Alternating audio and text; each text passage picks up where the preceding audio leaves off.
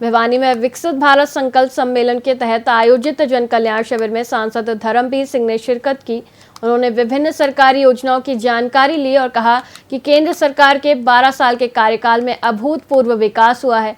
सांसद ने बताया कि जनगणना के माध्यम से वास्तविक गरीबों का पता लगाकर उनके लिए कल्याणकारी योजनाएं बनाई जा रही हैं। SIR के माध्यम से वास्तविक मतदाताओं के वोट भी बनाए जा रहे हैं। उन्होंने राहुल गांधी के आर्थिक मंदी पर उठाए सवालों को खारिज करते हुए कहा कि जनता उन्हें सुनना पसंद नहीं करती। क्षेत्रीय दलों के नेता भाजपा में अपना भविष्य देख रहे हैं। सीवर से कॉकरोच निकलने पर किए गए व्यंग्य पर भी उन्होंने टिप्पणी की। निर्माण हो, इंफ्रास्ट्रक्चर का हो, हर सेक्टर को फायदा मिले ताकि हम भी उन देशों से आगे निकल जाएं। हमारे देश में किसी चीज की, खनिज पदार्थ की, खाद्यान्न पदार्थ की, मौसम की कमी नहीं है। कमी है तो केवल कॉन्फिडेंस की है।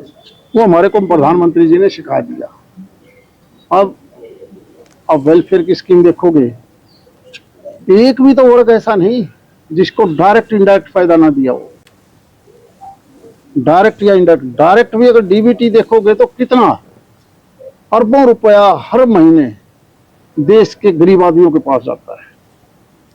किसान हो, मजदूर हो, गरीब हो, महिलाएं हो, नौजवान हो, खिलाड़ी हो, बीमार हो, सबको।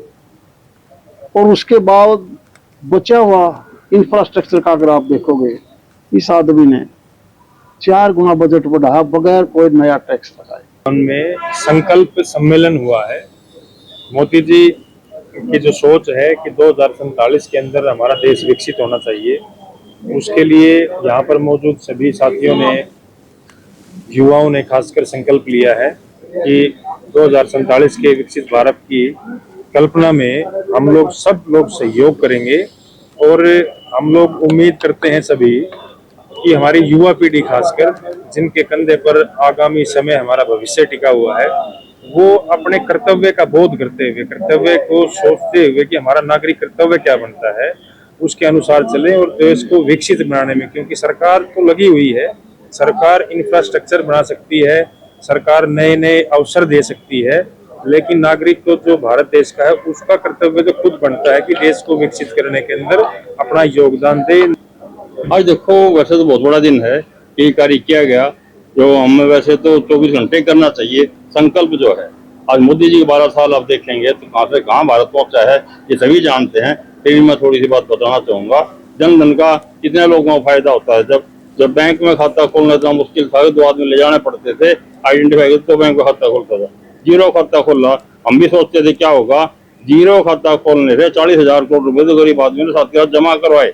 और उसके बाद में हजार मजदूर से मध्य प्रदेश का जी कहीं का है, सुबह कमाओ, शाम को अपने घर पैसे भेज दो, घर चले जाते हैं सीधे की सीधे।